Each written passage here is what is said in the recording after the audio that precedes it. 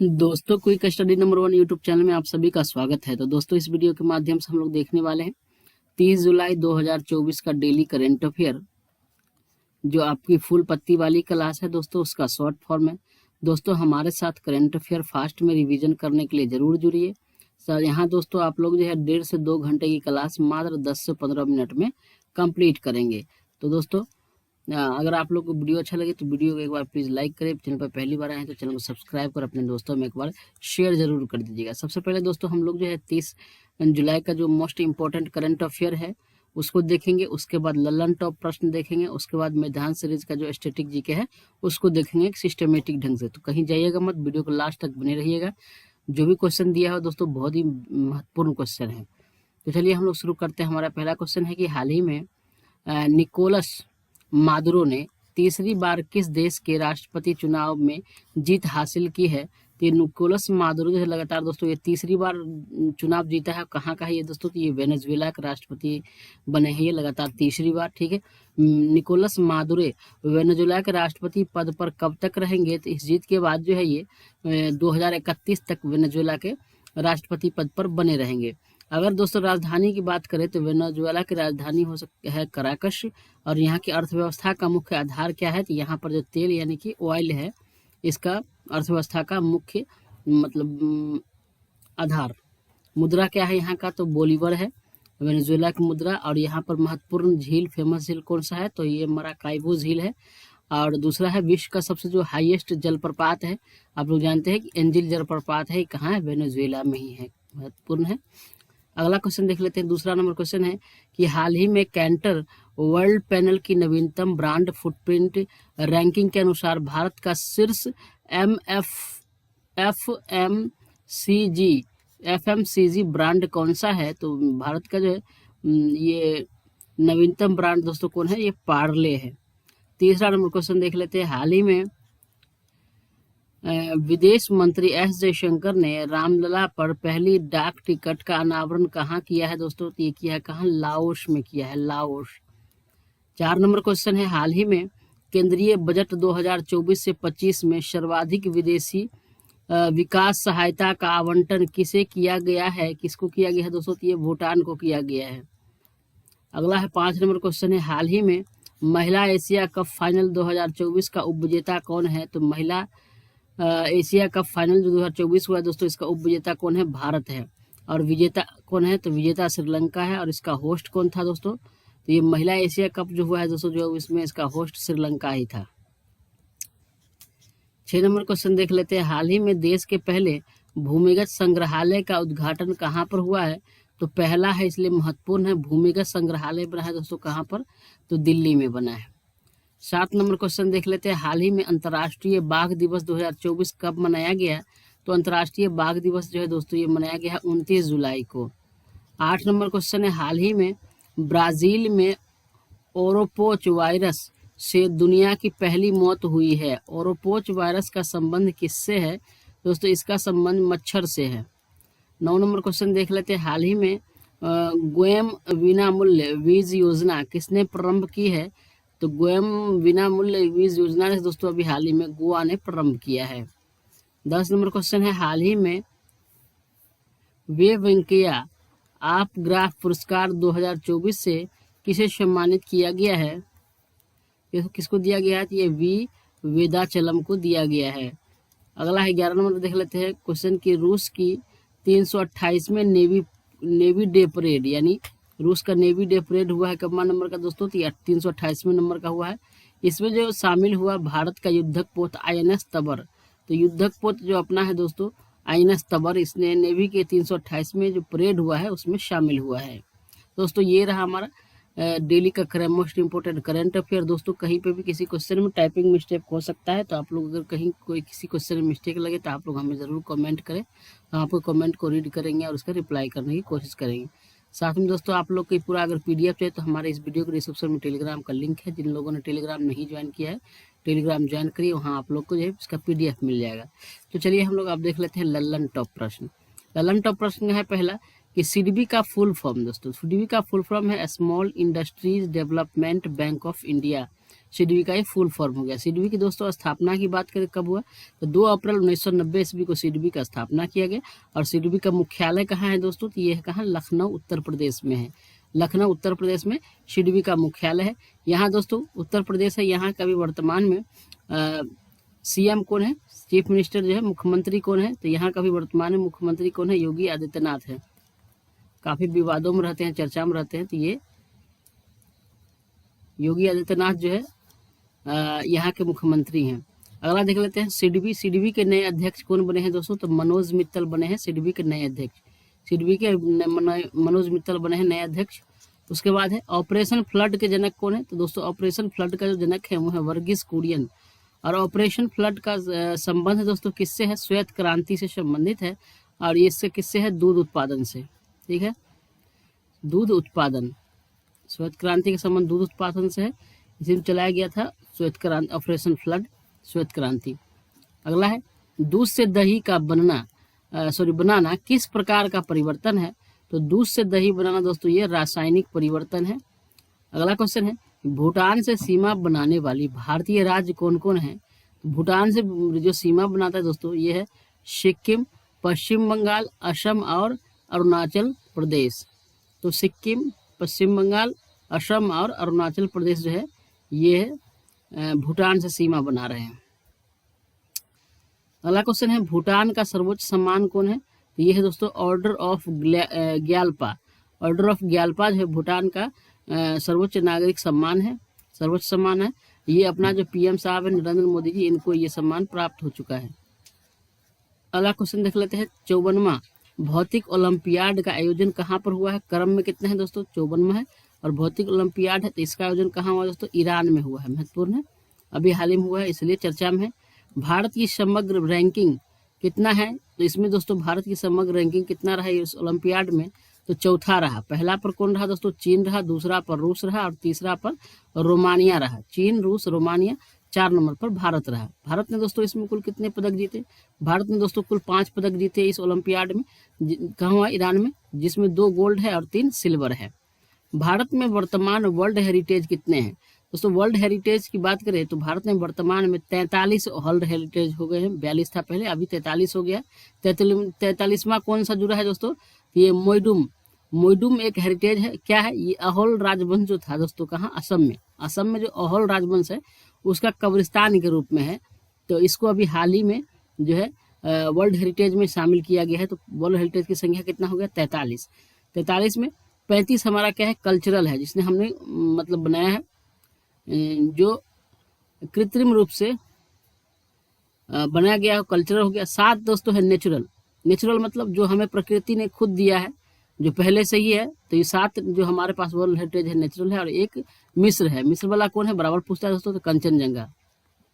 कंचनजंगा जो है दोस्तों हमारे पास एक मिस्र हेरिटेज है। तो ये कुल मिला के हमारा कितना हो गया, 42। ठीक है, 41वां कौन था, 43वां तो हो गया दोस्तों, ये अभी मिला है मोइडू। 41वां कौन था, तो शांति निकेतन कहाँ है, पश्चिम बंगाल में, ये 41वां हमारा जो है वर्ल्ड हेरिटेज था। 42वां कौन है, तो हलेश्वर मंदिर कहाँ है, कर्नाटक में, ये 42वां है। और 43वां मोइडुम जो है अहोल राजवंश का कब्रिस्तान कहाँ, असम में है। ठीक है, अगला देख लेते हैं 15वां अमूर्त धरोहर किसको घोषित किया गया है दोस्तों, तो ये गरबा जो नृत्य है दोस्तों, गरबा नृत्य कहाँ किस राज्य से संबंधित है, ये दोस्तों गुजरात से संबंधित है। गरबा नृत्य गुजरात से संबंधित है, तो इसको 15वां अमूर्त धरोहर घोषित किया गया है गरबा नृत्य को। यूनेस्को में शामिल शहर कौन कौन से हैं दोस्तों, तो भारतीय 2 शहर यूनेस्को में शामिल है दोस्तों।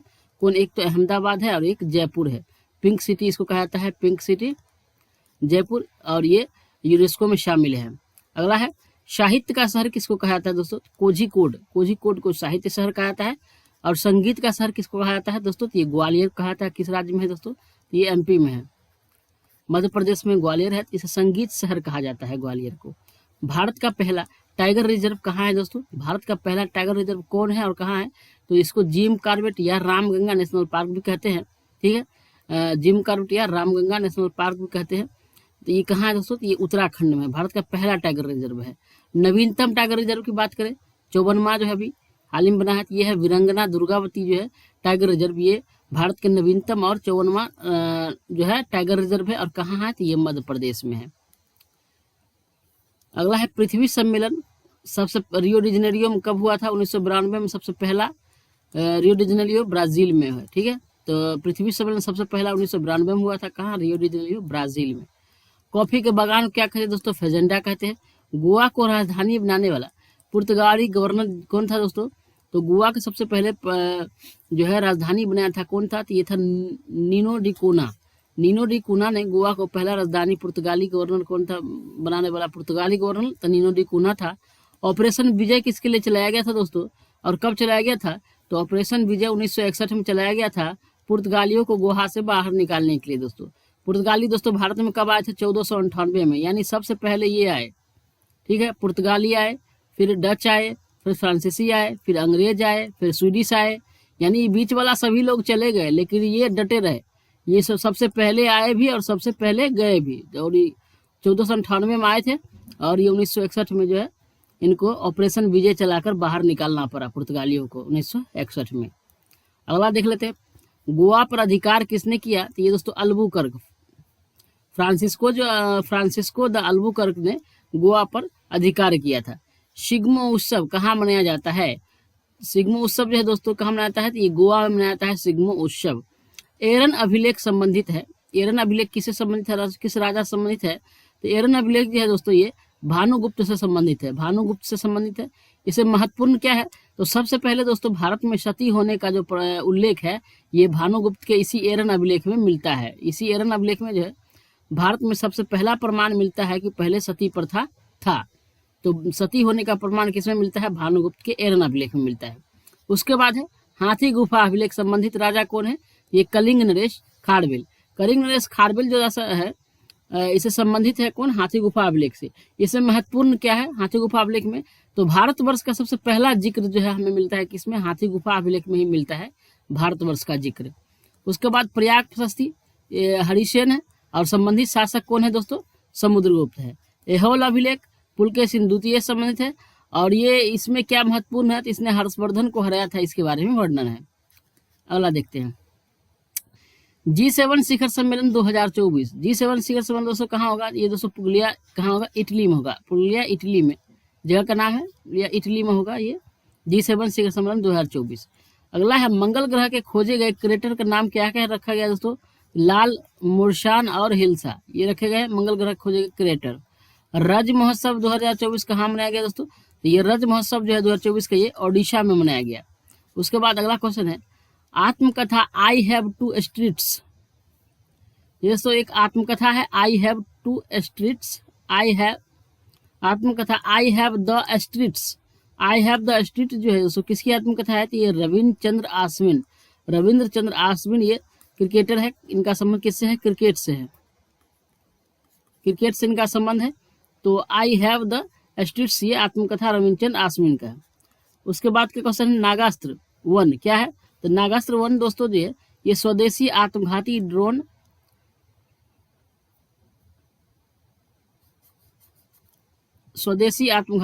है। यहाँ पर है क्वेश्चन, अगला क्वेश्चन यहाँ से। तो नागास्त्र 1 क्या है? स्वदेशी आत्मघात ड्रोन है।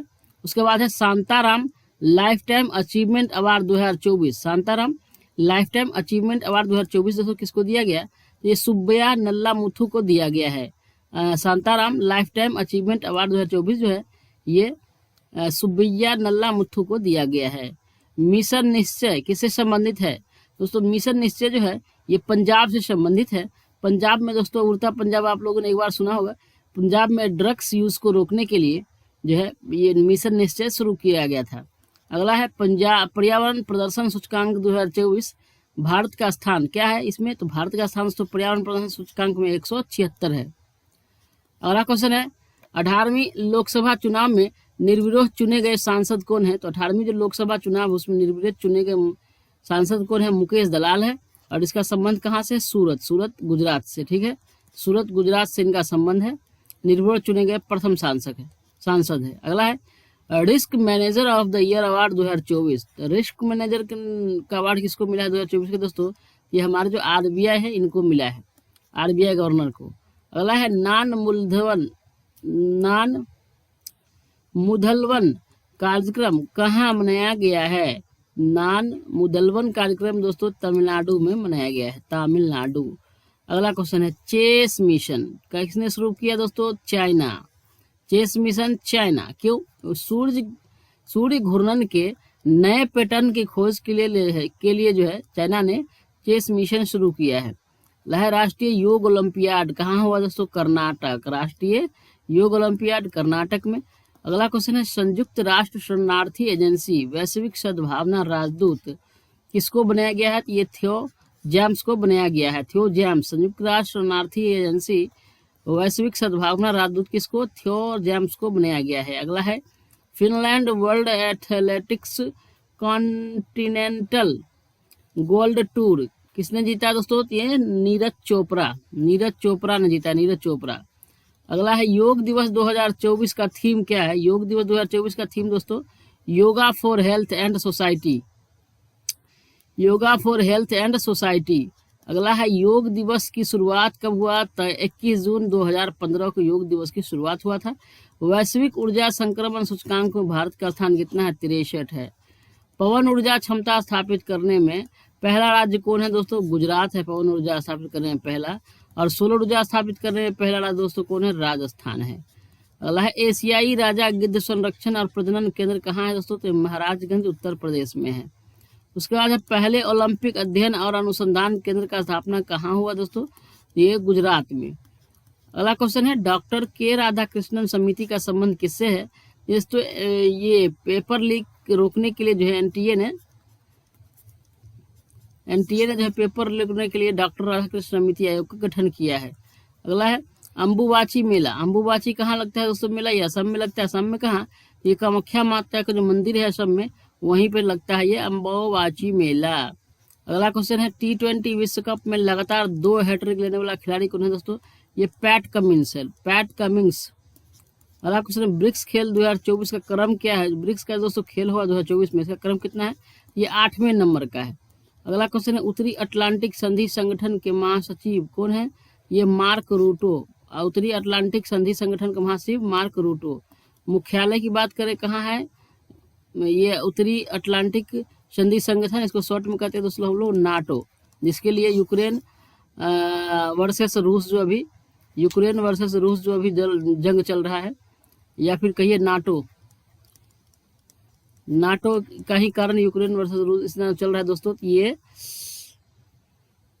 यही नाटो है। तो इसका सचिव कौन है? मार्क रूटो है। मुख्यालय कहाँ है? ब्रुसेल्स में है। स्थापना कब हुआ? 1949 में इसका स्थापना हुआ।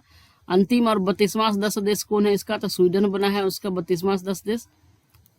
अगला है 64वें अंतर्राष्ट्रीय चीनी संगठन की परिषद की बैठक कहाँ होगी दोस्तों? दिल्ली में होगी। Vice chief of army staff कौन है? तो ये NS राजा सुब्रमणी है।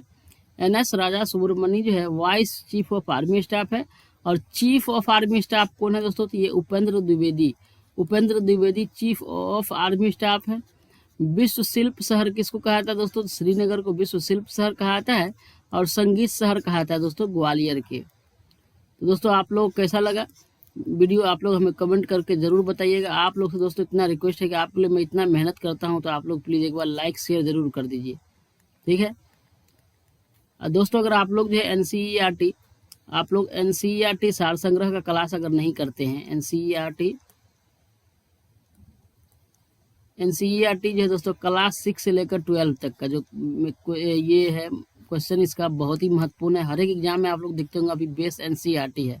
तो मैं अभी हाल ही में NCERT 6 to 12 जो NCERT का बुक है दोस्तों ऑब्जेक्टिव टाइप है, पढ़ने में याद करने में बेहद ही महत्वपूर्ण है। तो इसीलिए मैं उसको अभी लेकर आ रहा हूँ। और इसमें इंडियन पॉलिटी समाप्त हो चुका है, अलग प्लेलिस्ट बना हुआ है। अब इसमें हिस्ट्री चल रहा है, हिस्ट्री भी समाप्त हो रहा है, होने वाला है। तो आप लोग इसको मिस ना करें, जरूर जुड़िए। अगला जो है नेक्स्ट सब्जेक्ट इसमें साइंस से शुरू करते हैं, या फिर जो आप लोग ज़्यादा लोग कमेंट करेंगे तो उसको शुरू किया जाएगा। तो आप लोग जरूर जुड़िए। एक बार NCERT वाला जो वीडियो नहीं देखें जरूर देख लीजिए, और ज़्यादा से ज़्यादा लोगों को आप लोग जोड़िए, ठीक है। तो धन्यवाद, जय हिंद।